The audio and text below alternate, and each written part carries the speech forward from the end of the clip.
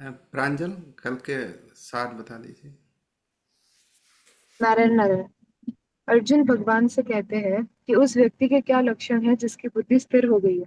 संसारिक मतभेद मोह और शास्त्रों के मोह से जो ऊपर उठने उठ जाता है उसकी बुद्धि स्थिर हो जाती है। शास्त्र के मोह यानी कौन सा साधन करूं, कौन से संप्रदाय में जाऊं इत्यादि। भगवान को समाधि नाम से कहा गया है। कर्म योगी साधन अवस्था में भी सेवा करता है और सिद्ध अवस्था में भी सेवा करता है। इस तरह दोनों अवस्था में कर्म का प्रभाव ज्यों का त्यों रहता है। जिस काल में साधक सारी इच्छाओं का त्याग कर देता है और अपने में ही संतुष्ट हो जाता है कि उसे और कुछ नहीं चाहिए, वो अपने सच्चिदानंद ब्रह्म स्वरूप में ही स्थित हो जाता है, यानी आत्मा में स्थित हो। उसे बाहरी किसी वस्तु की आवश्यकता नहीं होती।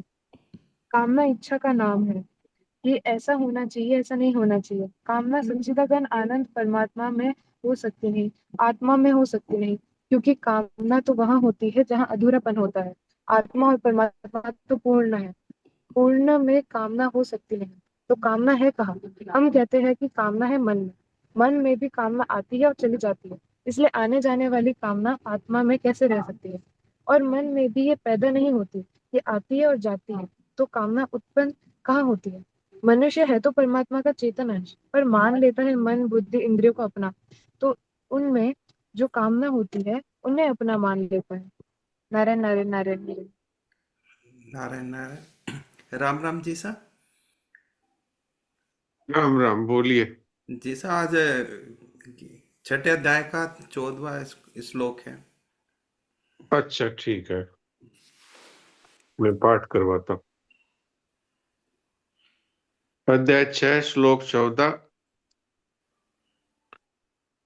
प्रशांतात्मा विगत भीर ब्रह्मचारी व्रते स्थितः मनः संयम्य मच्चित्तो युक्त आसीत मत्परः। प्रशांतात्मा विगत भीर ब्रह्मचारी व्रते स्थितः मनः संयम्य मच्चित्तो युक्त आसीत मत्परः। जिसका अंतःकरण शांत है, जो भय रहित है, जो ब्रह्मचारी व्रत में स्थित है, ऐसा सावधान ध्यान योगी मन का संयम करके मुझ में चित्त लगाता हुआ मेरे परायण होकर बैठे। जिसका अंतःकरण राग द्वेष आदि द्वंद्वों से रहित है, जो शरीर में मैं मेरापन न होने से भय रहित है, जो ब्रह्मचारी के नियमों का पालन करता है, वही ध्यान योग का अधिकारी है। ध्यान योगी सावधानी पूर्वक मन को संसार से हटाकर भगवान में लगाए, वह भगवान के ही परायण हो, अर्थात भगवत प्राप्ति के सिवाय उसका अन्य कोई उद्देश्य नहीं हो। अब आप में से जो पाठ करना चाहें वो हैंड रेज करें, तो फिर उनको मौका दिया जा सकता है। ओम प्रकाश जी भूतड़ा। प्रेस कर दे। एक डब्बा और ला दिया स्टेथोस्कोप का। जो हाँ भाई संतात्मा जी। गति ब्रह्मचारी वर्ते स्थितः मन रैकेट तो मन क्या है? रैकेट संयम्य संयम्य मच्छति युक्त आसीत मत्परः।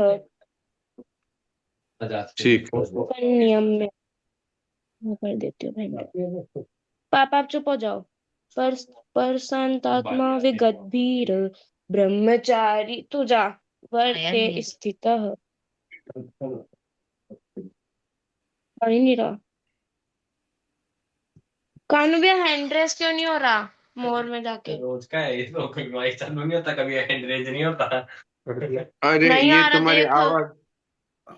तुम्हारी आवाज आ रही है गुड्डू, तुम बोलो।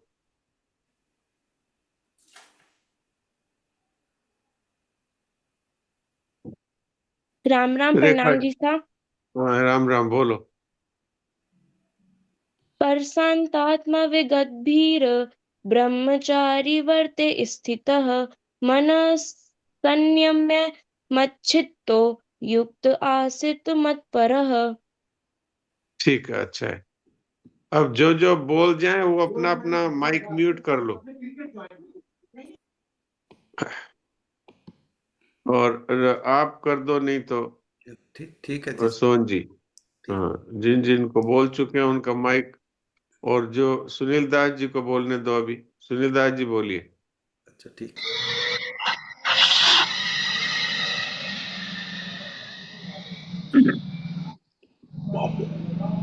ये रामानंद जी का बंद करो माइक। ठीक है, मैं करता हूँ जी सर। हाँ हाँ, सुनील दास जी बोलिए।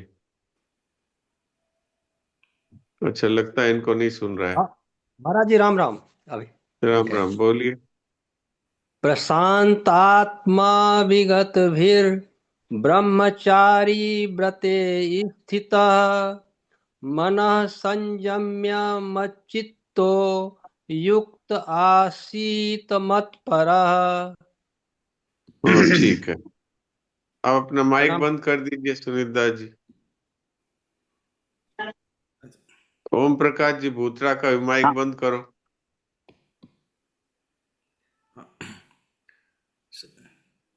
अभी राधे। राधे, ठीक है।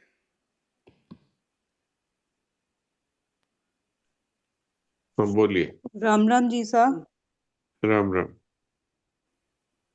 प्रशांतात्मा विगत भी ब्रह्मचारी व्रते स्थितः मनः संयम्य मच्चित्तो युक्त आसीत मत्परः। वाह, बहुत अच्छा। नारायण नारायण। नारायण। गायत्री मुंद्रा।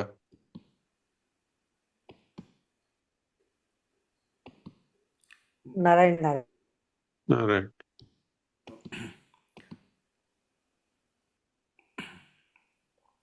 मैंने ऑप्शन दिया आपको, शायद आप म्यूट हो गए थे। गायत्री मुंद्रा, पहले माइक खुला था अभी फिर बंद हो गया।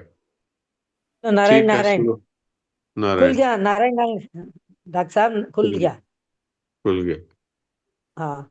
प्रशांतात्मा विगत भी प्रशांतात्मा विगत भी ब्रह्मचारी व्रते स्थित मनः संयम्य मच्चितो युक्त आसीत मत्पर है।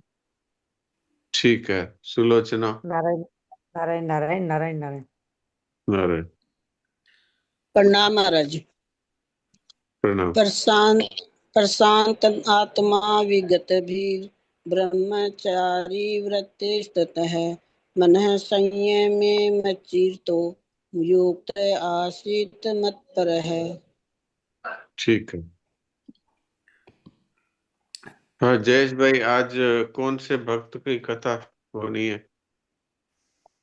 नारायण नारायण नारायण। जी सर, आज श्री नित्यानंद जी और श्री कृष्ण चैतन्य महाप्रभु जी की कथा है। हाँ पिछली बार ठीक है। अपने अपने पढ़ा था श्री ठीक है। रघुनाथ दास गोस्वामी जी का चरित्र। हाँ हाँ ठीक है, सुनाइए। नारायण नारायण नारायण नारायण। तो नित्यानंद जी और श्री कृष्ण चैतन्य महाप्रभु जी यहीं से पढ़ेंगे या इसके आगे से पढ़ेंगे? जी सर, यहीं से पढ़ेंगे। हाँ पढ़िए। श्री नित्यानंद जी और श्री कृष्ण चैतन्य महाप्रभु जी का चरित्र। जी गौड़ जी। देश पाखंड मेटी कियो भजन परायण करुणा सिंधु कृतज्ञ भय अगणित गतिदायन दसदा रस आक्रांति महत जन चरण उपासे नाम लेत नहीं पाप दुरित तिह नर के नासे अवतार विदित पूरब मही उभे महंत देही धरी नित्यानंद कृष्ण चैतन्य की भक्ति दसो दिस बिस्तरी।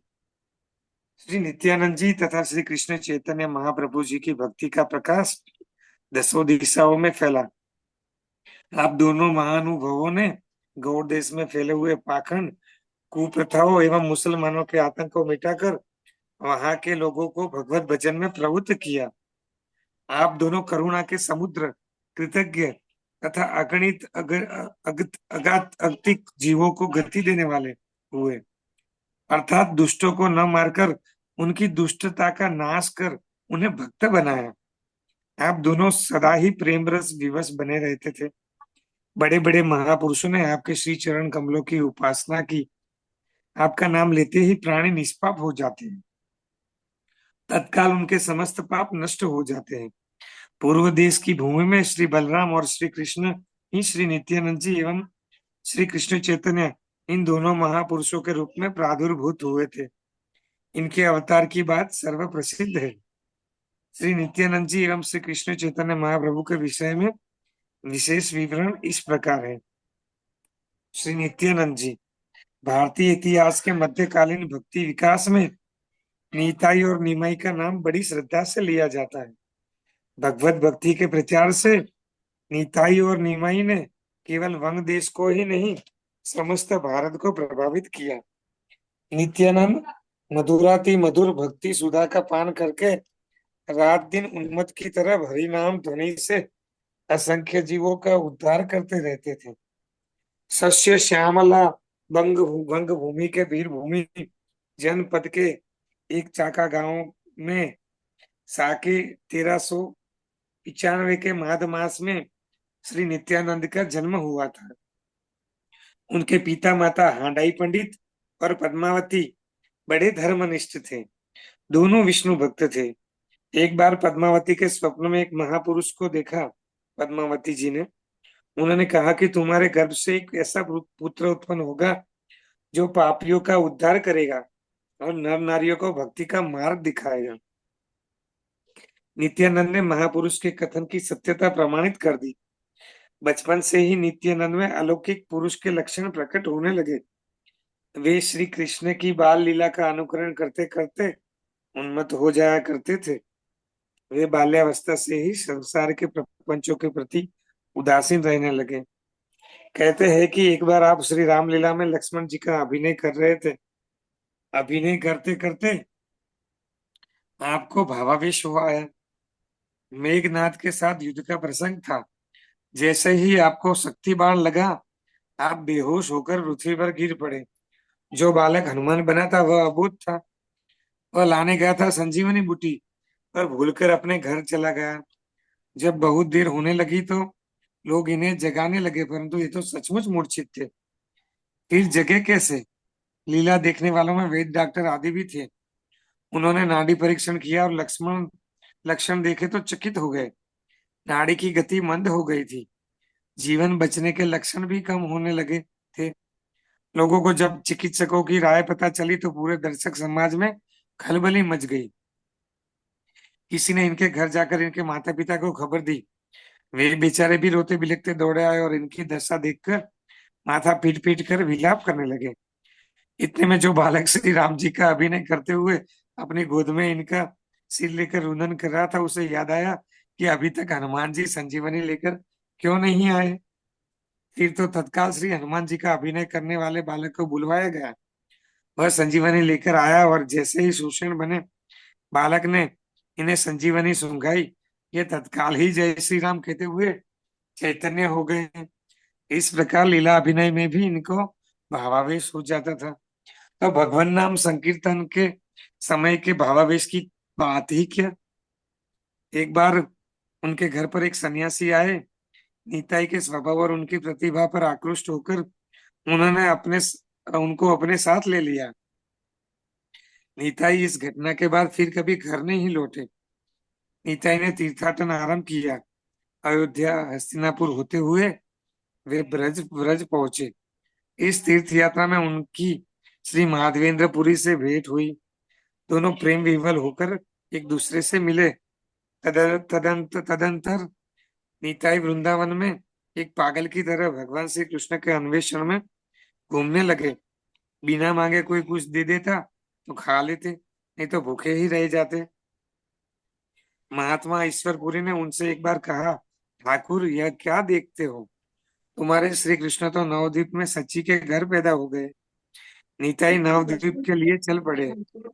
नित्यानंद नवद्वीप पहुंचकर नंदन आचार्य के घर ठहर गए।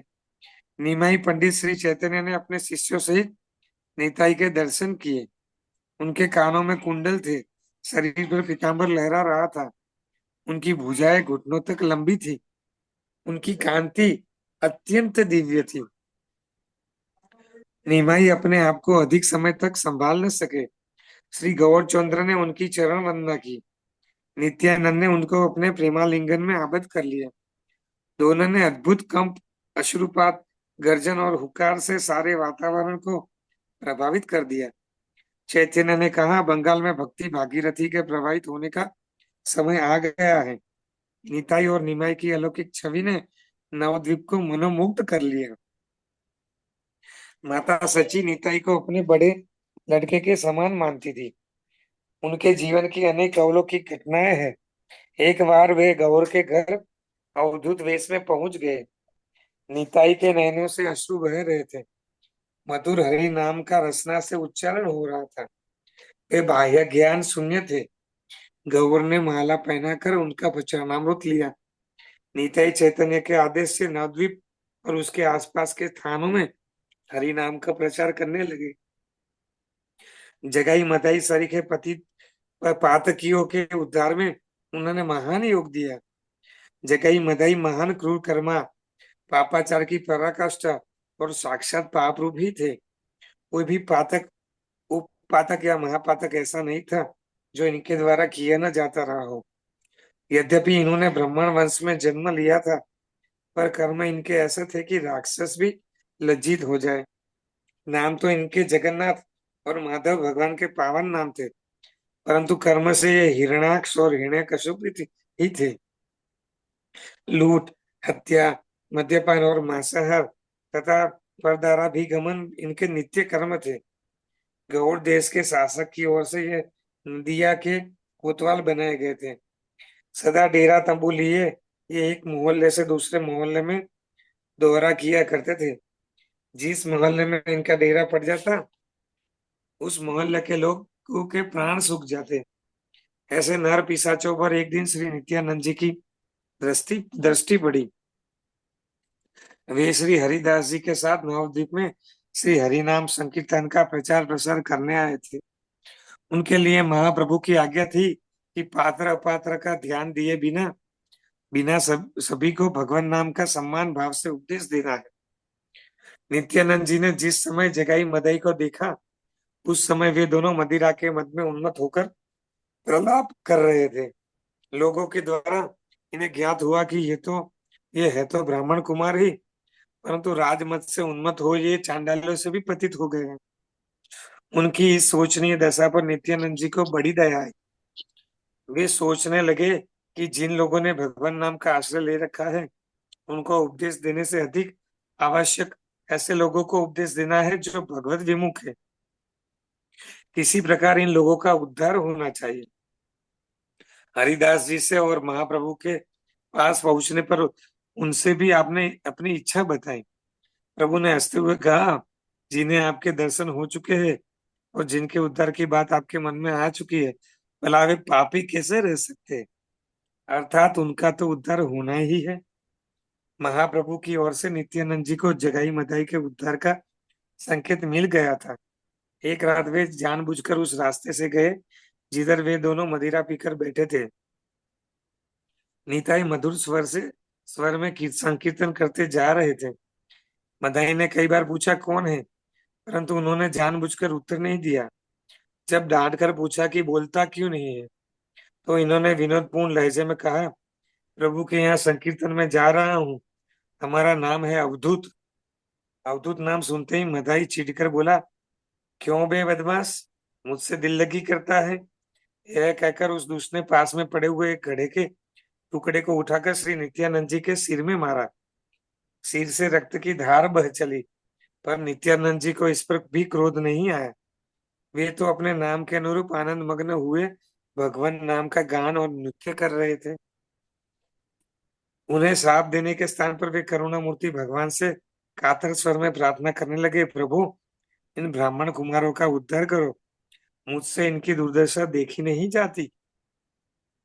मदाई नित्यानंद जी को इस प्रकार प्रेम मग्न नृत्य करते देखकर और चिढ़ गया तथा पुनः प्रहार करने को उद्यत हो गया, परंतु जगाई के समझाने बुझाने पर शांत हो गया। उधर महाप्रभु के घर पर कीर्तन प्रारंभ होने वाला था। भक्तों की मंडली इकट्ठी हो गई थी कि किसी ने इस बात की सूचना महाप्रभु को दे दी। तत्काल संपूर्ण भक्त मंडली के साथ महाप्रभु वहां पहुंच गए। महाप्रभु ने जब नित्यानंद जी के सिर से रक्त प्रवाह होते देखा तो उनके क्रोध का पारावार न रहा। उस समय उनका करुणा वरुणालय रूप प्रलयकारी रौद्र स्वरूप में परिणित हो गया और वे चक्र चक्र कहकर सुदर्शन चक्र का आह्वान करने लगे।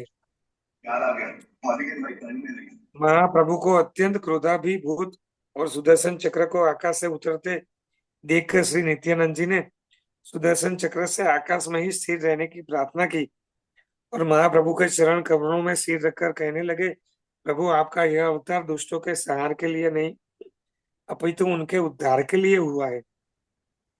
आपकी दया के मुख्य पात्र तो यही है। फिर प्रभु जगाई ने तो मेरी रक्षा की है, इसने मदाई को मुझ पर दूसरी दूसरी बार प्रहार करने से तो रोका है, अतः यह आपकी परम कृपा का अधिकारी है। जगाई ने मेरे निताई की रक्षा की, यह सुनते ही महाप्रभु का सारा क्रोध विलुप्त हो गया और उन्होंने तुरंत जगाई को हृदय से लगा लिया। प्रभु का स्पर्श पाते ही जगाई के जन्म जन्मांतर के पाप क्षण मात्र में नष्ट हो गए, उसका अंतःकरण निर्मल हो गया और वह महाप्रभु के चरणों में पड़कर फुट फुट कर रोने लगा। जगाई को इस प्रकार प्रेम में अधीर होकर रोदन करते देखकर मदाई के भी हृदय में पश्चाताप की ज्वाला जलने लगी। उसे भी अपने कुकृत्य पर लज्जा आने लगी। वह आंखों में आंसू भरकर गदगद कंठ और आर्तवाणी से कहने लगा, प्रभु हम दोनों भाइयों ने मिलकर समान रूप से पाप किए हैं। आपने एक भाई को ही अपनी चरण शरण दी है, नाथ हम दोनों को अपनाइए, हम दोनों की रक्षा कीजिए। यह कहते कहते मदाई भी प्रभु के चरणों में अश्रुपात करते हुए लौटने लगा, परंतु मदाई के ऊपर से महाप्रभु का रोष अभी गया नहीं था। वे गंभीर स्वर में बोले, मदाई तूने मेरा अपराध किया होता तो मैं तुझे क्षमा कर देता, पर तूने श्रीपाद नित्यानंद जी का अपराध किया है, अतः उन्हीं से क्षमा मांग। अब वे तुझे क्षमा कर देंगे तभी तू मेरा अनुग्रह भाजन हो सकेगा, अन्यथा तेरा कल्याण संभव नहीं। यह सुनकर मदाई श्रीपाद नित्यानंद जी के चरणों में जा पड़ा और आंसुओं से उनके चरणों का प्रक्षालन करने लगा। उनका यह पश्चाताप देखकर श्रीपाद करुणा विगलित हो उठे। उन्होंने महाप्रभु से कहा, प्रभु मेरे हृदय में इस मदाई के प्रति मात्र भी रोष नहीं है। यदि मैंने जन्म जन्मांतर में कोई भी सुकृत किया हो तो उसका पुण्य मैं इन दोनों भाइयों को देता हूँ। इतना सुनते ही प्रभु ने दौड़कर मदाई को अंक में उठा लिया और कहने लगे, मदाई अब तुम मेरे अत्यंत प्रिय हो गए हो, श्रीपाद की कृपा से तुम पाप रहित हो गए हो। उन्होंने अपने सभी पुण्य प्रदान कर तुम्हें परम भागवत वैष्णव बना दिया है। ऐसे करुणा विग्रह और पति तो द्वारक के थे श्रीपाद नित्यानंद जी, जिन्होंने अपने ऊपर प्रहार करने वाले को भी न केवल क्षमा कर दिया बल्कि अपने जन्म जन्मांतर का पुण्य भी दे दिया। तभी तो महाप्रभु चैतन्य भी उन्हें अपना बड़ा भाई मानते थे। श्रीपाद नित्यानंद जी चैतन्य महाप्रभु के साथ नवद्वीप से पुरी आए थे। फिर उनके आदेश से गौड़ देश में हरि नाम का प्रचार करने के लिए चल पड़े। गौरांग के कहने पर उन्होंने पुनः विवाहित जीवन में प्रवेश किया। अंबिका नगर के सूर्यदास की कन्या वसुधा और जानवी का उन्होंने पाणी ग्रहण किया। वे खरदह में भागवती भागीरथी के तट पर निवास करने लगे। उनके वीरचंद्र नामक एक पुत्र भी हुआ। एक दिन भगवान श्याम सुंदर के मंदिर में हरि का नाम लेते लेते वे सदा के लिए अचेत हो गए। भगवान ने अपने भक्त को अपना लिया। श्री नित्यानंद जी श्री बलराम जी के अवतार है। एक बार उनके मन में यह चाह उत्पन्न हुई कब प्रेमोन्मत्ता का स्वाद रसास्वादन करना चाहिए। अतः वे ही श्री बलराम जी श्री नित्यानंद महाप्रभु जी के रूप में प्रकट हुए। आपके अगाध हृदय में संपूर्ण प्रेम राशि आकर परिपूर्ण रूप से भर गई, परंतु फिर भी आपकी प्रेम तृष्णा बनी रहती थी। आपका प्रेम ऐसा बढ़ा कि उसका भार आपसे संभलते नहीं बनता था। तब आपने उसे पार्षदों शिष्यों में यथायोग्य स्थापित कर दिया। आपके प्रेम की कथा कहते कहते और सुनते सुनते अनेकों जन प्रेम मत वाले हो गए। उन अनेकों ग्रंथ इसके साक्षी हैं। श्री नित्यानंद जी का इस प्रेमोन्मत्तता का श्री प्रियादास जी ने इस प्रकार वर्णन किया है। आप बलदेव सदा वारुणी सो मत रहे, चाहे मन माने प्रेम मत्ताई चाखिए। सोई नित्यानंद प्रभु महंत की देह धरी, भरी सब आनी तो पुनि अभी लाखिए। भयो बोझ भारी की जात न संभारी, तब ठोर ठोर पार्षद मांझ धरी राखिए।